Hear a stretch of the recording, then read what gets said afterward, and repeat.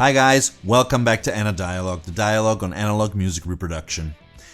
In this video, we are finally gonna take a look to my speakers.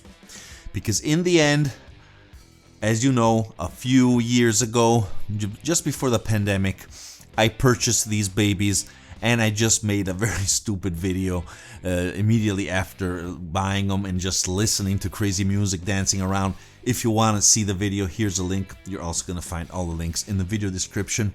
So apart from that, I think that it's time now to discuss a little bit about the characteristics and do a special kind of review. Are you ready? Let's dive in.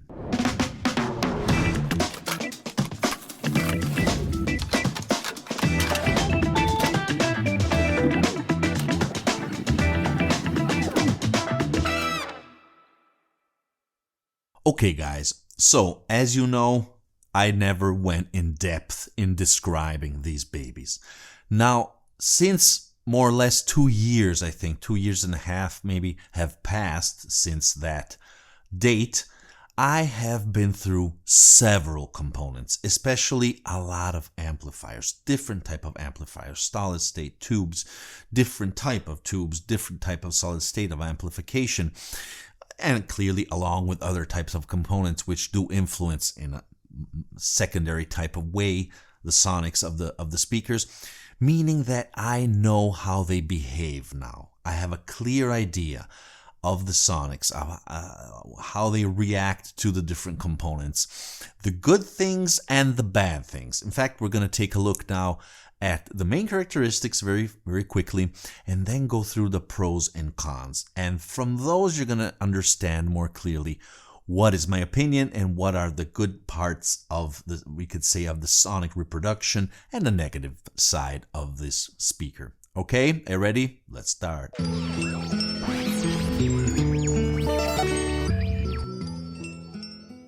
Okay, so since we can't open the speakers because it's very difficult to remove the grills and you wouldn't understand that much after all, I think this illustration, which comes from their brochure, is very clear. So let's try to take a look at the main features. I'm not going to go too much in detail, also because we're going to explain a few further things in the next part of the video. So as you can see here, we have the drivers responsible of the mid-range, together with the ribbon tweeter, which is not just a simple ribbon tweeter, it's the high Gauss type. And this part is for the mid-higher frequencies, as it is self-explanatory actually. And here below instead we have the compartment dedicated to the mainly the lower sub-low frequencies, all the way down to 12 Hertz, as we will see, very deep. And we have this type, these three large drivers, which have this quadratic type of design, we could say. And these are combined with these planar radiators, which is a typical feature of Sandy Gross, who was designing these. It was also present in his previous endeavor, actually. And all this part is driven by the DSP here below, a 56-bit DSP with 1800 watt Class D amplifier. So clearly there is a lot of power consumption at the same time, and all of these different drives must be clearly working perfectly together. That's why you need such a precise DSP. So once again, I'm not going to go too much in detail. Amazing construction, I must admit. Let's try to take a look now to the specifications very quickly. As you can see here, we have a very extended frequency response. I'll touch on this afterwards. Very good efficiency. The nominal impedance is 4 ohms. It is compatible with 8, but it's a 4 ohm speaker. Remember that. It'll give you a little more power, but it's going to be a little more difficult to drive. Remember all these aspects, but I think it's positive, a 4 ohm speaker. If you want to go more towards the tube type of amplification with this efficiency, that is a good combination. And as you can see, it's also the wattage goes from 20 watts, thanks to this efficiency, all the way up to 750 watts, wow, per channel. a lot of stuff. We've seen it has a built-in sub with its own amplifier. Here below, we have a better idea of the different drivers. Once again, if you want to see all the different aspects and descriptions, you can find this on their site. I'll put the link in the video description, but I don't want to stay any longer here. Let's jump in now in the next part of the video. Okay guys, so now that we have seen the main characteristics, we can finally start to take a look at the different pros and cons, the good and the bad. Let's start with the pros. Now the first thing I want to highlight is the price. The price is good, very good. Now obviously it's high, it is a high price. But for example, if we start to take a look at Stereophile, this is a Class A full range recommended component.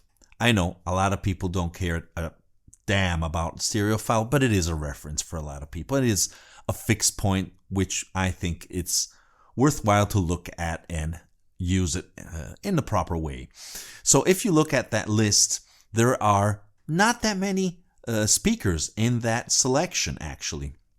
In fact, the Triton Reference GoldenEar are the ones that cost less from among all of those incredible, amazing speakers. In fact, when they were released the first years, meaning 2017, 2018, they were around 8,000 a pair. Very good.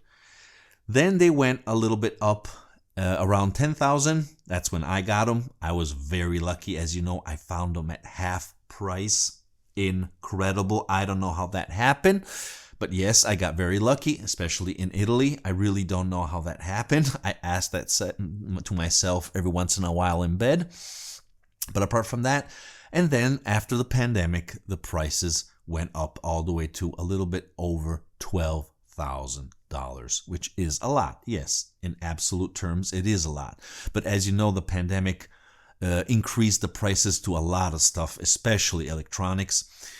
So in the end, if you confront it to the various top range speakers, the price is extremely good.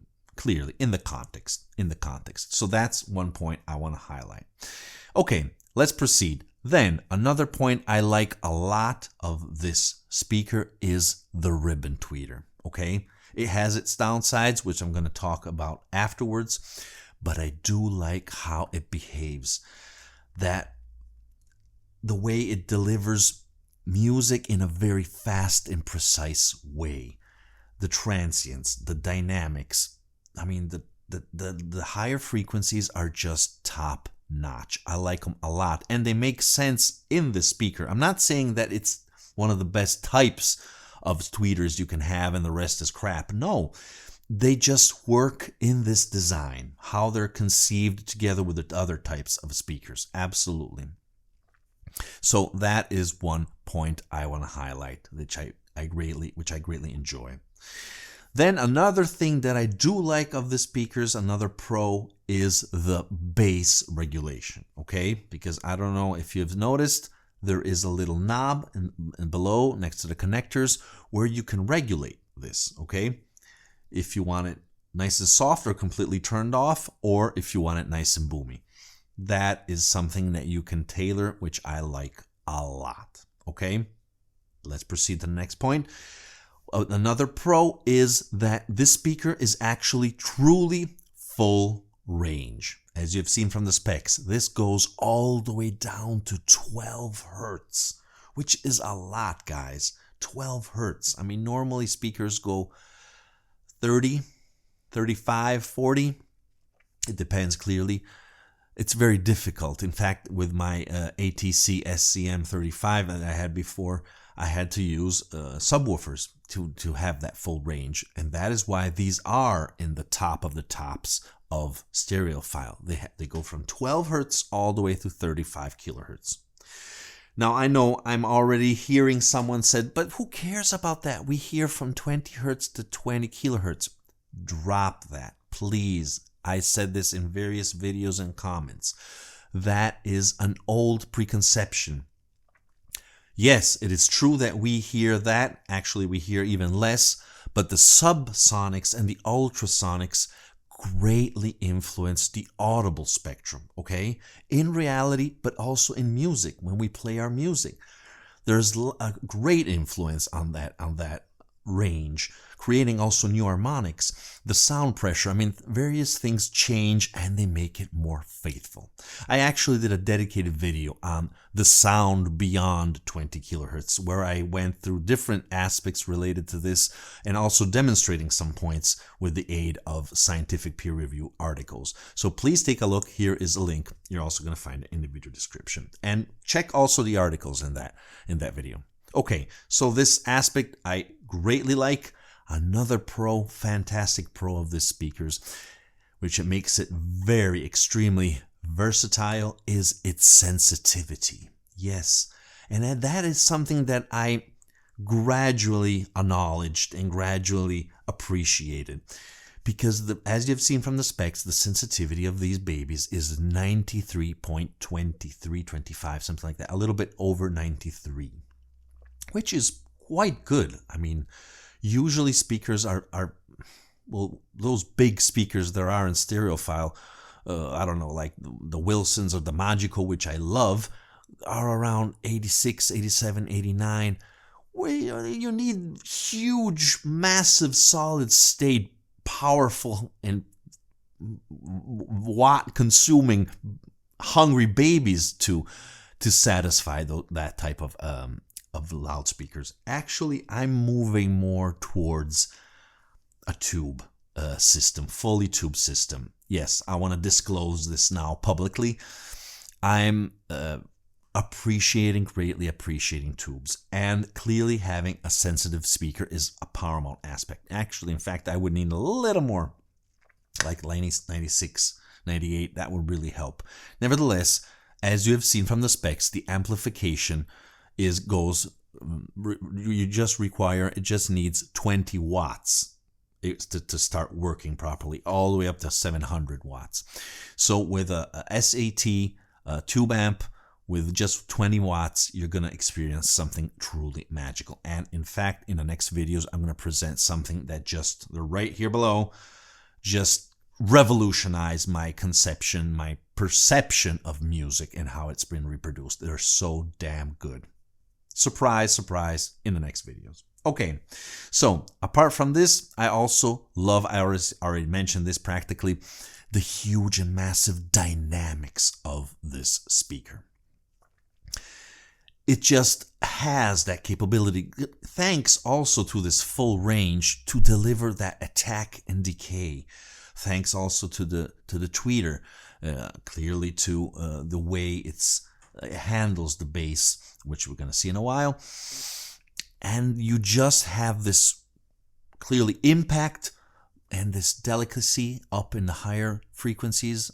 It's just incredible. I mean, when you have the correct recording, you have that lifelike experience, which I adore, and I always search in recordings because you need dynamic recordings, please. Otherwise, it's impossible to experience that, and clearly the gear and the loudspeakers to achieve that true engagement. Another fantastic point, which once again I already mentioned this, a pro, is the capability of reproducing the transients. That those passages, soft passages, but also hugely dynamic passages, which just makes the music more real. Clearly, we're talking mainly about classical music, jazz, chamber, things like that. But I mean, well recorded rock, prog rock, funk, blues, just you sense that also when you have that quality in the reproduction. In fact, another aspect directly connected to this is the capability of delivering the materiality of instruments. Which material your instruments is made of, touching by the artist, like it can be wood, the different types of metal of a guitar, or the different parts of, for example, of a brass instrument, the keys of a piano. When you start to sense that, and it seems real. Also drums, yes. I mean, I'm a drummer, actually, an ex-drummer, terrible drummer, but I love drums, and I know how they sound. how they should sound, and I'm always looking after that. Good, well-recorded drums, and clearly how they are reproduced from different parts of gear of our system, especially clearly speakers. And that is a strong point of these babies here. Absolutely no question. Okay, one last aspect that I do like, which is not incredible, but I do like, especially when you have quality recordings, otherwise you just lose it, is the capability of delivering a 3D type of scenario reproduction, the different instruments, the where they are located. I don't want to say it has an excellent soundstage, okay? It's good. It's good. It can bloom, it can open, especially with good recordings, but not always. I wouldn't say that's the top, one of the top pros. But it does sculpt well. It puts air behind a player and an instrument. When you sense that, it's just amazing. Now let's take a look at the main cons, the negative aspects, we could say, the things I don't like that much. And I'm going to touch things I touched from a different point of view in the pros. For example, we're starting off with the bass. Yes, the bass. Because, once again, when the recording, the record, the CD, the LP has a well-recorded, mixed, mastered bass, then they are going to deliver a quality bass note. If not, if it's compressed, the speakers are going to start to boom. Okay, you're going to have that impact, which a lot of people want that, and they're good with that. That's the end of it. But there is a quality also in that bass note, okay? When it is a quality recording, these babies are capable of delivering a true or very similar to a true lifelike bass note. And I appreciate and I look for that a lot. It is very important, and very few speakers do deliver that. Another aspect, another negative aspect which I want to mention, which it's not a negative aspect, it's just something that I'm not crazy about, is the construction what regards, once again, the lower register, the bass notes. Why? Because there is a DSP, a 56-bit DSP, and a 1800 Class D amp, meaning that those frequencies are delivered in a digital way, clearly then converted. But there is a digital section because it's very practically impossible to reach those frequencies with a passive loudspeaker. You need that. And it's a typical combination. I mean, a lot of speakers have this. Nevertheless, I do sense this combination sometimes. A completely passive loudspeaker, in my opinion, and always going to be best. Clearly, it's going to lack some frequencies, but it's just more natural. Here, you sacrifice that, okay? You sacrifice the naturalness in some parts and some frequencies and some records. It's difficult to explain, but that does happen. But you have that incredible recreation and delivering other qualities from these speakers. So you have to decide the lesser evil. Okay, another thing that I don't like is the fact that you cannot, or at least it's highly recommended not to move the grills. There is a bolt beneath, so you can remove them. But the designers, Sandy Gross, said not to remove them, probably because it helps in the diffusion, the distribution of the sound wave. But I would like to see the beautiful drivers behind, so that's something I'm greatly missing. I need to see those speakers, any speakers. So that's a little bit of a downside. In any case, it's an aesthetic issue, nothing serious. Then something that I'm not very fond of is how the tweeters deliver a very narrow, sometimes focal point of the music. Now, if you sit down in the sweet spot, there is almost a concentration, as I was saying, a focus of mainly the mid-high frequencies. So sometimes it's not that pleasing. It depends once again from the recording. Sometimes I just walk and go a little more distant and have a different perception of the music. I'm losing a little bit of the stereo effect on the soundstage, but I'm avoiding that very pinpointed sometime focus, which this type of tweeter does have. We know that. So once again, sometimes good, sometimes bad, but it's not something I do like. we have seen before why I do like instead this type of tweeter. Okay, apart from this, if I have to say what is the true weak point in all the range and all the frequencies, which is the weak point of these speakers, I would have to pick probably the mid-range. It could be better. It could be better. Also because the other two parts probably are well delivered, they shine, and the mid-range is good, absolutely. I mean, we're already at a very high level. But once again, if I have to choose something, maybe that is the part where it's a little more less convincing, we could say. Finally, my last con is the pedestal.